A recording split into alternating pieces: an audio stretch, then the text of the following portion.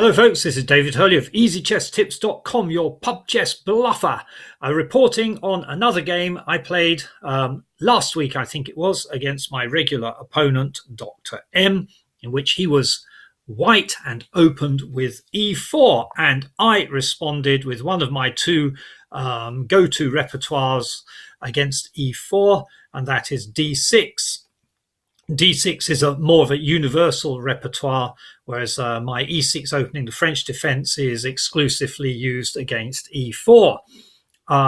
Here I decided to try out the Pirc defense, starting with 1 D6 for black. And we had this standard series of moves here, early challenge of the center. And at this point, I was expecting either the knight to advance to f3 or the pawn to take the pawn.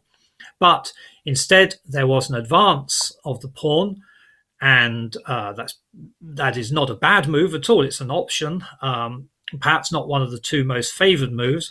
If I just toggle the multiple lines options, put it right up to 5, see if that becomes one of the lines. There we go, the advanced option is one of the 5 lines that the engine is considering. So as I said, it's not at all a bad option, perhaps just not one of the top 2 or 3 choices.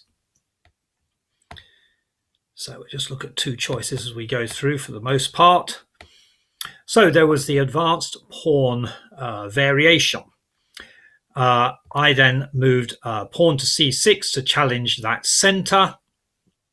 We have the bishop to g5, and I counter with the standard bishop to e7 move here. So my setup is pretty much going to plan. We have a bishop exchange. The queen comes out to f3, and I responded by bringing my queen out to b6, looking at the unprotected pawn over here. And yes, indeed, the engine is recommending that as one of the 2 moves. Rook to b1. I bring my knight out. Bishop.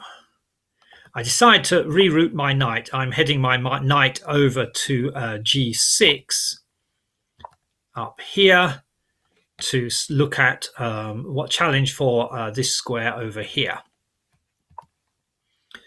And yeah, it induces a nice little pawn move. I mean, nice from my perspective.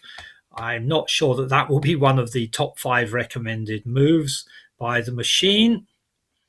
No, it's not looking at that move at all. So it induces a little weakness. My wriggling knight induces weakness.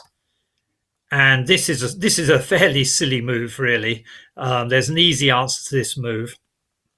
It's one of those lashing out moves that I still tend to do as the middle game approaches. So I have a small but significant advantage going into the middle game, but I lash out with my bishop. It's a lazy kind of move, not much analysis, and there's a very easy response to it, which you can see is the main response that the engine is recommending, which is simply to advance the pawn and trap the bishop. Now, fortunately for me, I found a way out, a way to get back to equality after a careless move such as that. I mean, my idea was fairly basic and simple, to exploit the hole which the g3 move had opened up, and to prevent white from castling on the king's side. However, it got me into a bit of a pickle, but I did spot a way to get out of the pickle as things turned out, and that was by advancing my knight into that desirable f4 square. We then have an exchange of knights, but this is the exchange which I was hoping for to get myself out of the pickle, because I had my eye now. I'm trying to somehow either rescue my bishop or not lose it for not lose it for next to nothing. And I managed to spot this nice diagonal here because the rook is unprotected by anything. And although it looks as if the rook is sort of facing down the queen through the pawn, the queen is also actually facing down the rook because it is an unguarded rook. So if this pawn is forced to take back on an exchange on this square, it will open up the gateway for my queen to take the rook and attack the king. And if all goes well, my bishop will still be on this line here. So that was what I managed to draw from my initial I think we can call it a blunder, really, although as yet nothing has been removed from the board, nothing has been removed from the board yet. But I did manage to spot this nice way out of my troubles. So I went from a fairly nice setup, the kind of setup that I was aiming for. Didn't really put a foot wrong in the opening. But then as soon as we get beyond that, I managed to blunder my way into the middle game. So I advance my knight, and the knight is taken. The pawn takes, so that gateway I mentioned is now opened up. And I don't know if my opponent spotted what I was up to at this stage, because he takes the bishop. And then I retake, I take back, but over here, my bishop takes the knight, checking the king, and the pawn is unable to take because it would open the gate to the rook. And so what I've managed to achieve is getting back to equality here, and it's simply a fair exchange, a bishop for a rook, a bishop for a knight, and I think I have saved the day. So I blundered and then I found a way out. What we have here, we have king moves up to e2, and now I rescue the second bishop, and the game proceeds as so. So I pull back my bishop. We're looking for a way through, really. This is quite an interesting game right through the middle. At least I found it interesting, as we're both looking for ways through.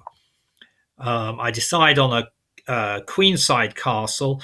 At this point, I'm kind of looking for a way through on the queen's side. I move my king out the line of that rook. And then I move my rook in. So I've kind of, although I've castled on the king side, queen side, initially looking for, I castled on the queen side looking for a way through on the king side, not on the queen side. But then I kind of changed my mind with this development here. I'm able to advance my pawn, and I then make, I then make another fairly bad move. Again, it's not fatal, but I have built up a nice advantage from this position. I've opened up some nice lines. As you can see, there's that queen, that diagonal the queen is on.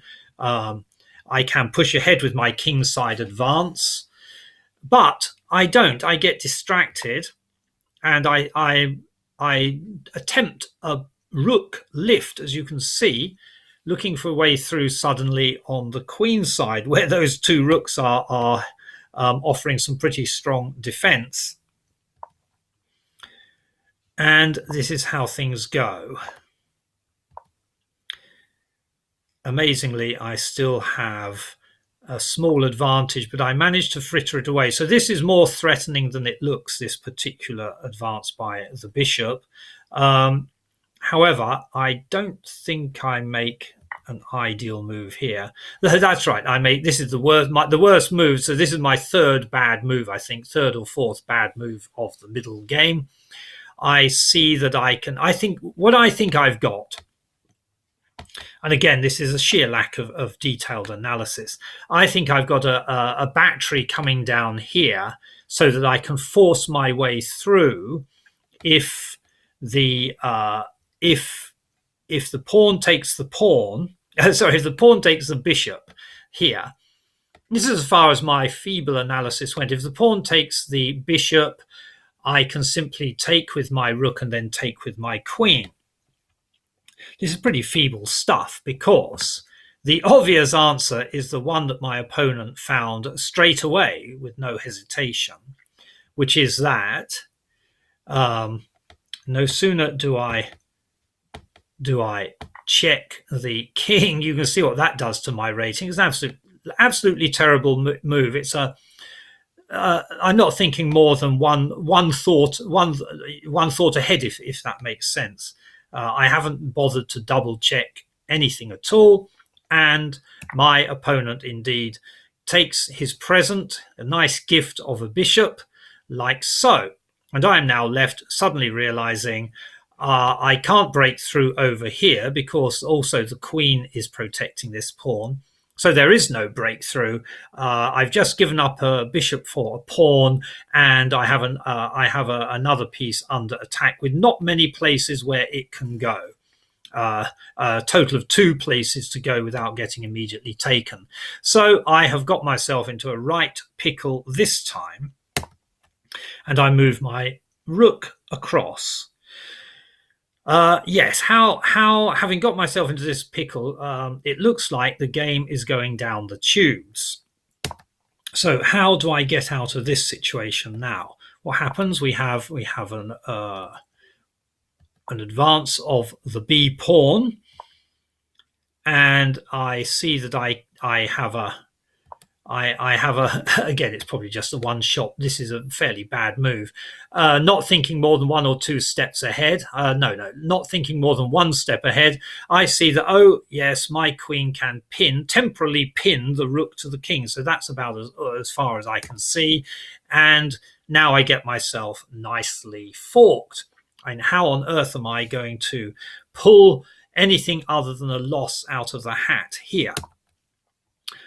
What I have in my favor again is this line here with the b1 rook. So this time it's a bit better because now if he takes my rook with his pawn, my queen, I managed to get an exchange and also with check. So my opponent does not take the rook with his pawn, but instead brings the queen into the picture with a massive advantage. I pull back my rook, and then what happens?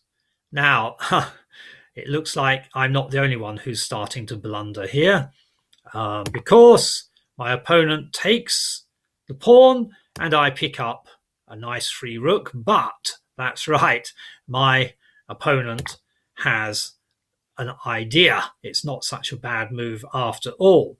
Again, what happened was my beady eyes saw what looked like a free rook, so I gobbled the rook, and there was a nice diagonal take. So in fact, it's a rook exchange. However, look what's happened to the advantage bar. The advantage has switched entirely my way, so it may be worth popping back a few moves to see why that happened. We start off down here with advantage firmly in my opponent's gift. He has the advantage, and we manage to get out of trouble. Yeah, what's happening is that the queen gets onto a nice diagonal. So although it looks like quite a clever move, in fact, that's the move that the machine doesn't like at all. Even though it opens up the queen on this nice diagonal, my own queen's diagonal here is very strong. And if I can get my queen down here, and this queen has disappeared to the other side of the board, I can pick up that second rook over there. So And you can see my greedy gobbling of the rook is actually something is actually the second choice of the engine. So it wasn't so bad as it looks at first. But I should have gone straight down there with check like so to have opened up the whole position. If I had done it in this order, I preserve my rook down here because it's check. So the king has to move somewhere, and we can continue in this way. If the king comes back down here, I could perhaps even end up with a draw here, or take the queen, keeping my rook nice and safe. But I didn't do that. I went with, as it turns out, the second best choice on the board, which was to gobble up that rook. So I take the c4 rook, queen comes down and takes my h8 rook, and although that appears to be the only recommendation that the machine is making to retreat my rook, I didn't want to do that. So I instead advanced my king. It brings us back to equality because the queen, as you can see, has time now to return to that b2 square, to dominate that diagonal and to be back in place to defend the king. And although black has a bishop in extra material, white has an extra bishop, the layout of the pieces suggests that we're pretty much in equal territory. However, let's see how things actually play out. So this could be a fatal move. I'm not sure why my video is blinking. Sorry about that. It could be a fatal move, but by moving to e8, it takes the queen away from the diagonal, allowing my queen to get in there, which is actually finally what I do. Now, the king moves away, and I can pick up that rook, and that is what I should have done.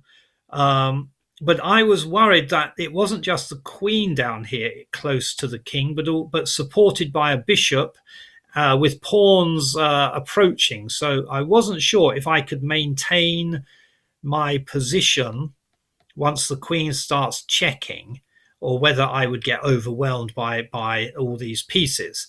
So I thought instead I would keep on checking. So I check the king moves down to f1, I take and check, and the king moves to g1, I take and check, and the king moves back. And I come over here and I whip in there. Now, why did I whip in there instead of taking the pawn? I have no idea. Oh, I suppose it's because I want to maintain a position on... well, I could have done that anyway. Time was running low at this point, I would like to say, in my defense. And that's as far as I got with the notation, because time was running very low. I think I had a minute, maybe a couple of minutes, I can't remember, on the clock. Now, I have a clear advantage, as you can see with the bar, but I found it very difficult to finish off the game and to win the game. I was worried about this situation down here. Should I stop checking the king? However, and I've checked up here, there's no easy or quick way to checkmate. I have to, as the layout is at the moment, it looks as if I have to spend a move moving my rook to a better position in order to get the rook into the game. We've got this bishop covering some important squares down here. So I continued checking with the queen, and we ended up in a situation where we repeated 3 times, and so the game ended in a draw. It was indeed a very entertaining game, very interesting game. I was pleased with the opening. I'm not at all happy with my middle game performance, except to say that I'm glad that I got myself out of all of the troubles that I put myself into.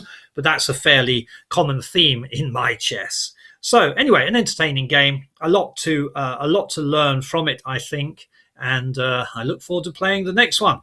Until next time, that's all for me, David Hurley of EasyChessTips.com, your pub chess bluffer.